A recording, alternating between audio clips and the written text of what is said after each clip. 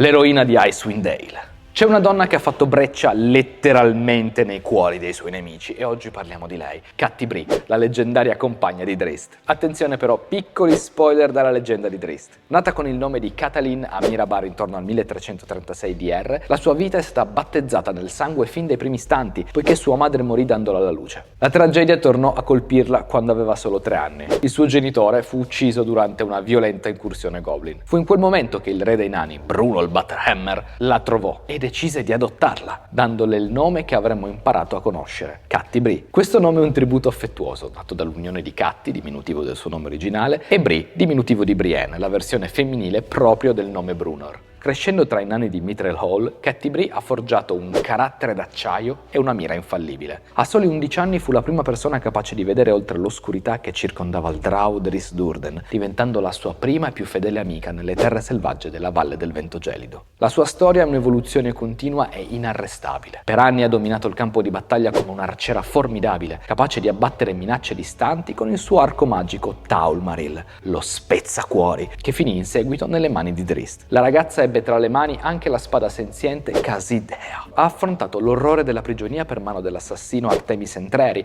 e ha solcato il mare delle spade per 6 anni come temuta cacciatrice di pirati sulla nave Sea Sprite, a folletto del mare. Ma Catti Brie è stata soprattutto il pilastro emotivo del gruppo. Ha vissuto un amore profondo con il barbaro Wulfgar, arrivando a un passo dal matrimonio prima che la presunta morte di lui e i traumi successivi li dividessero. Eppure il suo destino è sempre rimasto intrecciato a quello del Ranger Drow. Quando un masso scagliato da un gigante le distrusse irrimediabilmente la gamba, impedendole di combattere come guerriera, lei non si è arresa. Ha deposto l'arco per diventare un'apprendista maga sotto la guida di Alustriel Silverhand, dimostrando che il valore di una leggenda risiede nella sua capacità di reinventarsi. Il capitolo finale della sua prima vita arrivò nel 1385 DR, quando la piaga magica colpì la sua mente, lasciando il suo corpo in un limbo tra i piani finché la dea Mielikki non ne accolse lo spirito. Ma neanche la morte è riuscita a fermarla. Dopo decenni nel paradiso di Ruladun ha scelto la rinascita, tornando nel mondo come Rukia nel 1463 DR per mantenere una promessa eterna, ritrovare i suoi compagni nel 1484 DR e combattere ancora una volta al fianco di Drizzt.